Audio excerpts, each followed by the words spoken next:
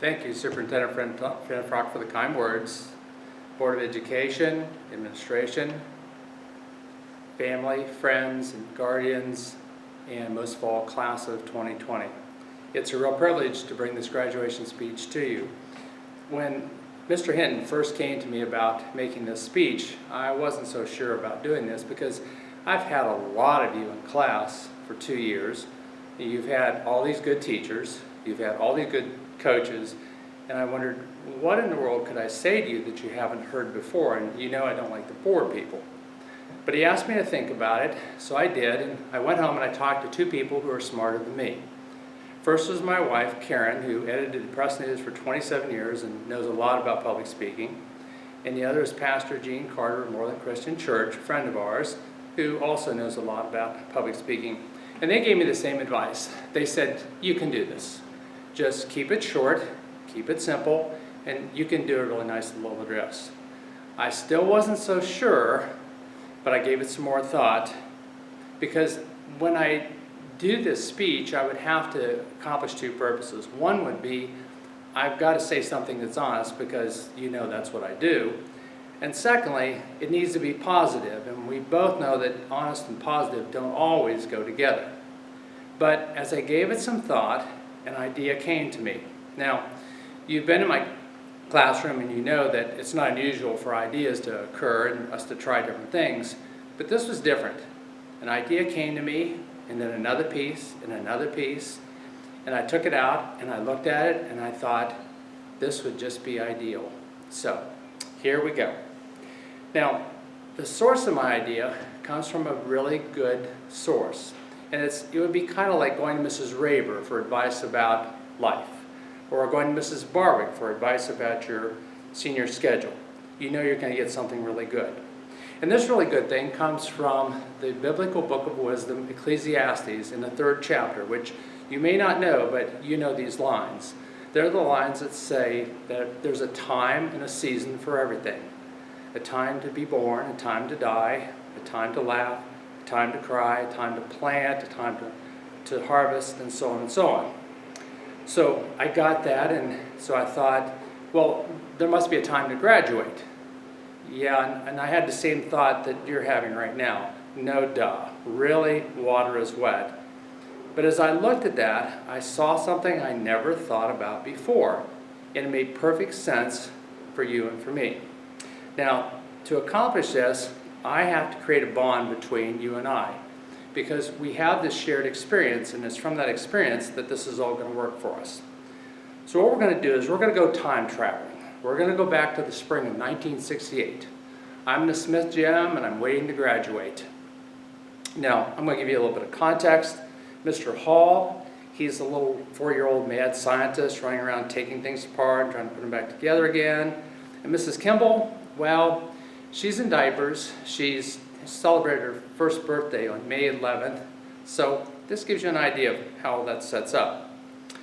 So in your senior year, you learn 2 things early on. The first is that you're the big dogs. You come back to school and you kind of feel out of place for a while. I came back and looked around, and so many people I knew weren't there. You came back and Dallas wasn't here, and Lexi wasn't here, and Joy wasn't here, and it takes a little bit of getting used to. So you settle in, and then the next thing hits you. Every school year is like an hourglass turned over, but this is the final hourglass. And that sand is slipping and sliding, and you can't grab it and you can't hold it. So you just need to go with the whole experience. So still, my senior year was a wonderful experience. For one thing, I had hair. Can you believe that? I had hair. I had a wonderful girlfriend who was a talented person. She was on a homecoming court. She was in choir. In today's world, she'd have been a 3-sport athlete, so that was a nice part of the year. In the fall, they elected me class president, and in the spring, they chose me as the most likely to succeed. And our class was a really dominant class because our football team had one of the best teams in school history. And the basketball team experienced something really special because I got to be on a team that went to Louisville and beat Louisville on their home court. And as East Canton people, you know there's nothing better than beating Louisville. And as Coach Miller found out last spring, we won the baseball title, and that wouldn't happen again for 51 years. But still, there I was on that May evening, sitting in the Smith gym, waiting to graduate. And here you are. Now, you've had, up until recently, a really great year. Football season had lots of good moments, and none better than making a big comeback on Malvern and winning the Hornet Trophy again. Boys cross country went to state. Girls cross country was really good. In basketball season, the girls went to a district final. The boys beat Minerva at home, a special moment, won a tournament game. Erica became the first bowler to advance to state. And academically, you've had really, really good things. We used to think as a faculty it was really something when we had somebody who scored a 30 on the ACT, and you've had 3 with Riley and Brianna and Victoria. And of course, when it comes to spring sports, we don't want to go there too much, but we know we were going to have dominating teams led by our seniors. We just don't know how dominating that would have turned out to be.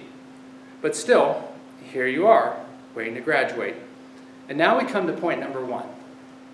I found out that as I reflect on this, I realized that when I crossed that stage, no one ever called me or treated me like a kid again. A week after graduation, I was working for Osborne Township, mowing the road berms. I spent the whole summer that way. No one called me a kid. The next summer, I went to work at Natco Brick for the first half of the summer on a tile line. No one called me a kid. Then I went to Roll Gold Pretzel for the rest of that summer and the next summer. And I did a job there where you take the packaged pretzels on a pallet and store them away. It's a job called Skid Boy, but no one called me a kid. And then in my last summer, I went to work for the post office as a substitute mail carrier, and it was the same experience all over again. And you're going to have that same experience. You see, when you were in the primary school across town there, you were the little rugrats, the little kids, and then you came over here in the elementary school and you were Mrs. Griffith's math kids, and you go to DC and you're Mr. Lineroad's kids, and then you come into high school and you're always kids of some sort. You're the football kids, the cross kids, the NHS kids. You're always kids until you cross that stage. Now, when you cross that stage, you enter an adult world. At school, we do everything we can to prepare you and shape you, but there's some things only the adult life is going to teach you. Now, this has an upside and a downside. So let's talk about the downside just a little bit. Let's say that you're running late. Well, it won't be Carlina who meets you at the door and tells you to sign in and head to class. If you're going to school somewhere, they don't care if you're late. They don't care if you're there at all because you paid for it. If you have a job and you're running late, you just hope you don't run into a supervisor. Let's say that you park someplace that you're not supposed to park. Well, it won't be Mrs. Kimball calling you down for a dear little heart-to-heart. You might be like me. And that summer when I worked for the post office, I started every morning at 6 o'clock, and it was just a nightmarish job. I had all this mail, and I had to sort it all out so it could be delivered in order. And in the background, they're playing elevator music, and every now and then somebody breaks in and says something, and I did everything I could just to block everything out. And then one Saturday, I went out to leave, and I went to my car, and glued, not taped, but glued across my driver's side windshield was a piece of paper that said, "Don't park here anymore." That voice that had been going on had been telling somebody to quit parking where they were. I wasn't very happy, but I got the message. So you're going to have some experiences that cause you some bumps and bruises, but now comes the good news. The good news is that you're going to be shaped into a new and better you. Now, you know from my class, that's just an opinion, and opinions are opinions, they need support. But you also know that one of the types of support is first-person experience. So I'm going to give you 4 little capsule anecdotes that I personally have seen happen, and most all other teachers have seen the same thing happen.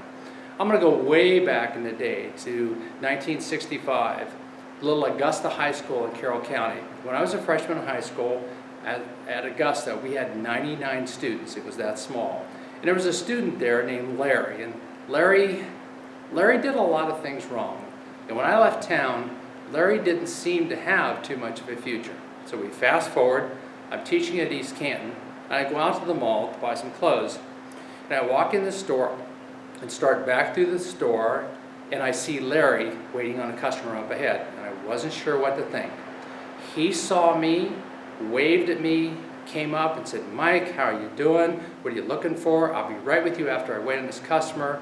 He promptly did that. He did a terrific job, and it was a delightful visit. He told me he was married, living in Minerva, coaching midget football, and I left just delighted and amazed.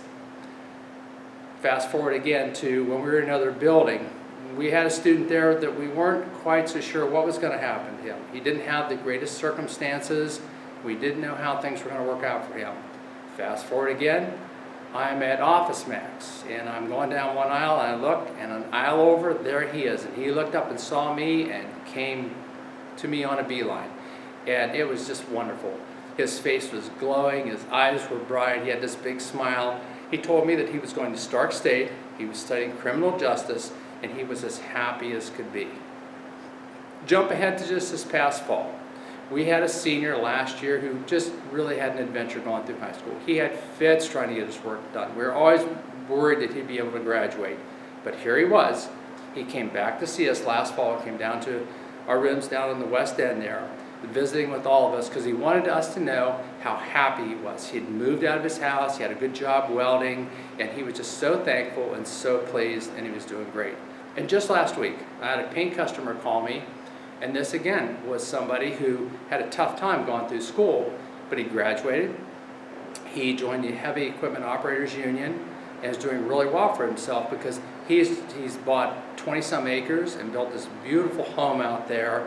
And these are examples of 4 people who have done really well.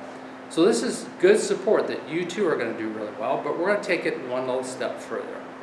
We're going to go back to that original source. And again, this is something you can count on. This would be like you're doing an experiment for Mrs. Goddard, and she tells you, well, now this is how the experiment is going to come out, and it does.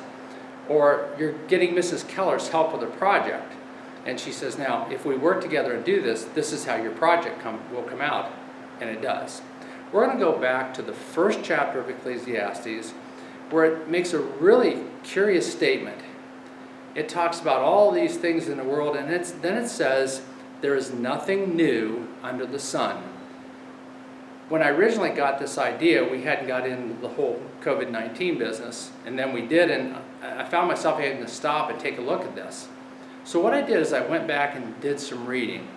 I found out that in 1918, and no, I wasn't here for it, in 1918, during that vanished the Spanish flu, 675,000 Americans died, 50 million people worldwide.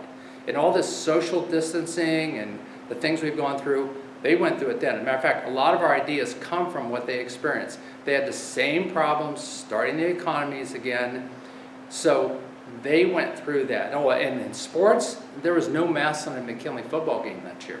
So they had a tough time too. So for you, what you've experienced here is really unusual, but it's not new. So to wrap this whole thing up, this is what we have. I graduated, you're going to graduate. And you are not going to be treated like a kid anymore. And there'll probably be some bumps and bruises here and there, but that's fine because they're going to shape that new and better you. Just like these other people I've mentioned, you're going to go on and you're going to have a great deal of success. Class of 2020, you got this. Congratulations.